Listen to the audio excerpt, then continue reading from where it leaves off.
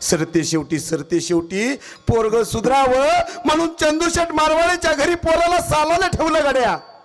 एका पित्यानं एका वडिलानं पोराचं भलं व्हावं म्हणून एका चंदूशेठ मारवाड्याच्या घरी सालानं ठेवलं पोरग. का? कामाची सवय लागल, पोरग सुधरेल गड्या. हो ए मामाला काय पाहिजे होतं तेवढंच पाहिजे होतं गड्या.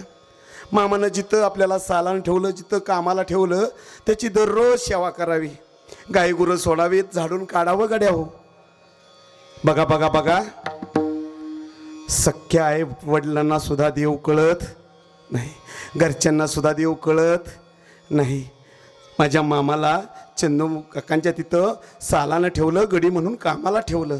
बरं मला सांगा, जर का तुम्ही आम्ही बारकाईने विचार करा, जर का एखाद्याच्या घरी एखादा गडी म्हणून पोरग राबत असेल त्याला पलंग देतील का बसायला? एखादा जर एखादीच्या घरी गडी म्हणून राबत असेल तर त्याला पंचपक्वान्न देतील का खायला? नाही नाही नाही नाही, अजिबात नाही. तसंच की अहो माझ्या मामाला त्या चंदू काकांनी गोट्यात जागा दिली झोपायला. जिथं गाई गुराचं शेण आहे, जिथं गाई गुरं आहेत त्या गोट्यात मामा झोपायचे. आणि घरातली जी फुटकी चिमकी ताटले ती माझ्या मामाला जेवायला द्यायची. गडी मामा आहेत आणि त्यांनी मामाला गड्याप्रमाणे वागवलं.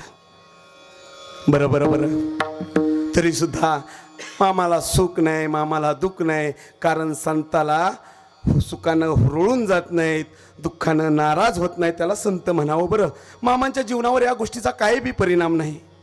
मामा तरी आपलं दररोज उठायचं, नित्यनेमाची कामं करायचे, शेण पाणी काढायचं, आंघोळ करायची, दिवसभर गुरं राखायची, संध्याकाळी यायची, जे चंदू काकाच्या घरचे जेवायला देतील ते खायचं आणि जिथं जागा दिली तिथं झोपायचं. झालं 6 महिने झालं, वर्ष होत आलं गड्या. हो एके दिवशी मला जे सांगायचं तो महत्त्वाचा विषय आहे. एके दिवशी मध्यरात्रीच्या वेळी चंदूशेठची आई रात्री 12-3च्या दरम्यान मध्यरात्रीच्या प्रहराला उठावी, काही कारणास्तव उठली असावी. घरातून बाहेर आली, गोट्याकडे लक्ष गेलं तर एक चमकणारी वस्तू दिसली. तो तुम्हाला प्रसंग सगळ्याला माहित आहे. मला प्रसंगाच्या मागचा सिद्धांत सांगून जायचंय आज, मला प्रसंग सांगायचा नाही. जेव्हा ती मातोश्रीची म्हातारी आई जेव्हा 3 वाजता रात्रीच्या उठते, गोठ्याकडे लक्ष जातं, तेव्हा बॅटरीचा फोकस सोडावा असं त्या पितळेच्या भांड्यातून एक असा छानपैकी प्रकाश बाहेर येतोय. त्या प्रकाशातून भगवान महावीरांची मूर्ती दिसते, ती बस्तीची मूर्ती दिसते. नवल वाटलं त्या म्हातारीला, अरे हे सालाचा गडी पोरग ह्या फुटक्या पितळीत जेवतोय आणि आज काय असा चमत्कार आहे, त्या पितळीतच मला माझा देव दिसतोय, त्या फुटक्या पितळीतच मला माझा देव दिसतोय.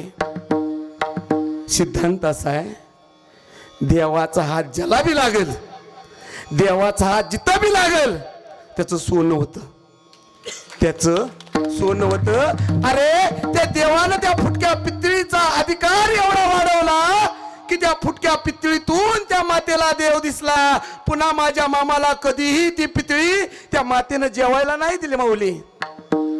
आता त्या पितळीचं महत्व कळलं, मामाचं नाही कळलं. पितळी बंद. त्या म्हातारीनं पितळी घरात नेऊन ठेवली. मामाने हट्ट केला, मला जर ती पितळी दिली तरच जेवीन, नाहीतर मी साल सोडीन.